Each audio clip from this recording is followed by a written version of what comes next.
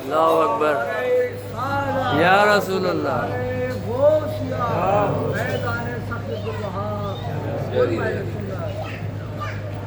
آپ کی سیرت طیبہ کا جائزہ لینے کے بعد جو میرے بات سمجھ میں آئی وہ یہ ہے کہ کچھ ولی وہ ہوتے ہیں جو اپنی عبادت اور ریاضت سے نام کماتے ہیں اور وہ عہدہ حاصل کرتے ہیں. کچھ ولی وہ ہیں کہ جو صالحین کی دعاؤں سے ان کی خدمات سے ولی بنتے ہیں. کچھ اس سے اوپر کے درجے کے ہیں کہ جنہیں ان سے بڑوں کی دعائیں حاصل ہیں. کچھ اس سے بڑے حضور محبوب سبحانی غوث السمدانی رحمت اللہ تعالی علیہ کی سیرت کو پڑھ کر یہ محسوس ہوا کہ آپ حضور نبی کریم رؤوف الرحیم علیہ السلام کے محبوب تھے.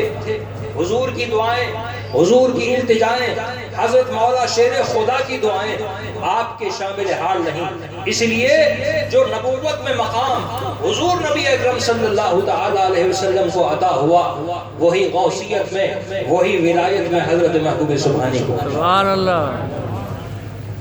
مشائخ نے یہ فرمایا کہ جیسے حضور علیہ السلام تمام انبیاء کے درمیان میں چمکتے ہوئے روشن سردار و سرتاج کی حیثیت سے ہیں، اسی طرح محبوب سبحانی اولیاء کے اندر ایسے ہی روشن تاج. سبحان اللہ.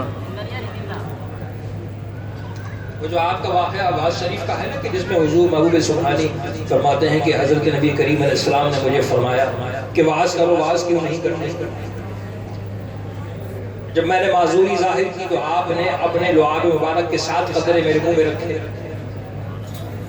یہ بات بھی اسی کی تحقیق ہے. حضرت مولا شیر خدا نے 6 قطرے. تو آپ جو ولی ہیں کہ جنہیں حضور کی دعائیں حاصل ہیں، ڈائریکٹ رسول اللہ، ڈائریکٹ حضرت شیر خدا رضی اللہ تعالیٰ. اسی لیے آپ فرمایا کرتے تھے کہ ہر ولی کسی نہ کسی نبی کے قدم پر ہوتا ہے اور میں اپنے جد امجد حضور نبی کریم علیہ السلام کے زیر ہوں. سبحان اللہ.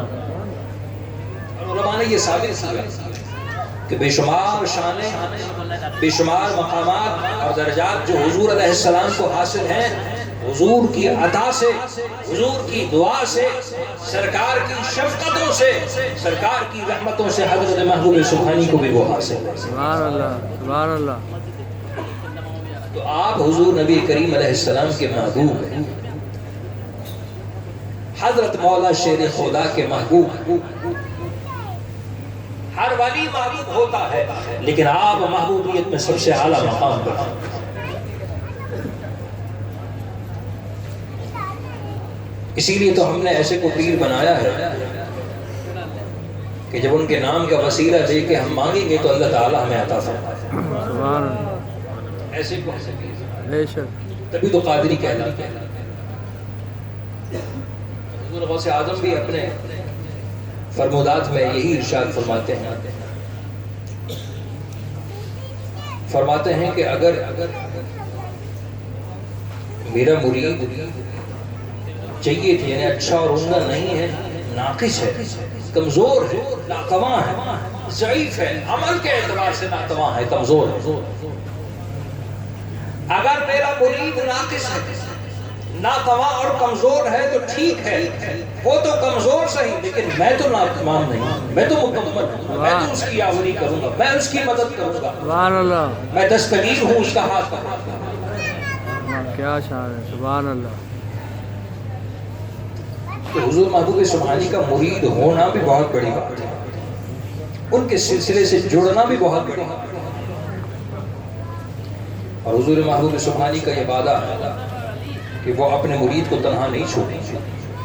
آپ کے اقوال ضروری میں یہ بھی ملتا ہے، فرماتے ہیں کہ اگر میرا مرید دنیا کے ایک کونے میں ہو اور وہ برہنہ ہو رہا ہو، اس کا سطر ڈھانپنے والا کوئی نہ ہو، تو میں دوسرے کونے میں ہوں تو آ کر اس کے جسم کو چھپاؤں گا، اسے ننگا نہیں ہونے گا، یعنی اسے بے آسرا نہیں چھوڑوں گا.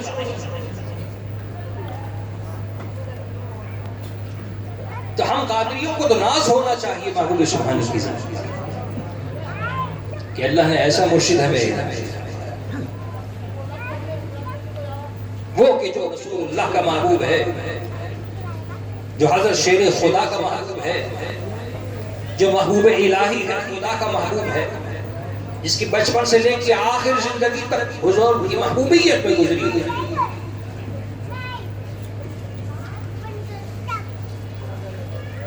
تو عزیزان من، یہ ولایت جو ہے بہت بڑا مقام ہے، بہت بڑا درجہ ہے، اور یہ اللہ کی عطا سے انسان پاتا ہے. اگرچہ عبادت و ریاضت کا اس میں بہت بڑا دخل ہے، لیکن محبوبوں کی نظر عنایت ضروری ہے. ہم لوگ سلسلہ قادریہ میں جو داخل ہوئے ہیں، ہم پر حضور غوث اعظم کا ہاتھ ہے، اور یہ ولایت کے سب سے بڑا ہاتھ ہے. ہمارے سلسلے میں قوت اسی وجہ سے زیادہ ہے، غلبہ اسی وجہ سے زیادہ ہے، طاقت اسی وجہ سے زیادہ ہے. اور ہمارے سلسلے میں اگر کوئی کامل ہونا چاہتا ہے تو بڑی تیزی سے کامل ہو سکتا ہے، اور اس کی وجہ حضور محبوب سبحانہ. جتنا اللہ نے انہیں اپنے محبوب بنایا ہے، حضور نے اپنا محبوب بنایا ہے، ان کے مرید بھی ایسے ہی سب کی نگاہ میں محبوب ہے. الحمدللہ یہ شرف ہمیں حاصل ہے. قادریت کی غلامیت کا پٹا ہمارے گلوں میں ہے. اللہ تعالیٰ قیامت تک اسی طرح ہمیشہ آباد رکھے، حضور غوث اعظم کی غلامی عطا فرمائے. وآخر دعوانا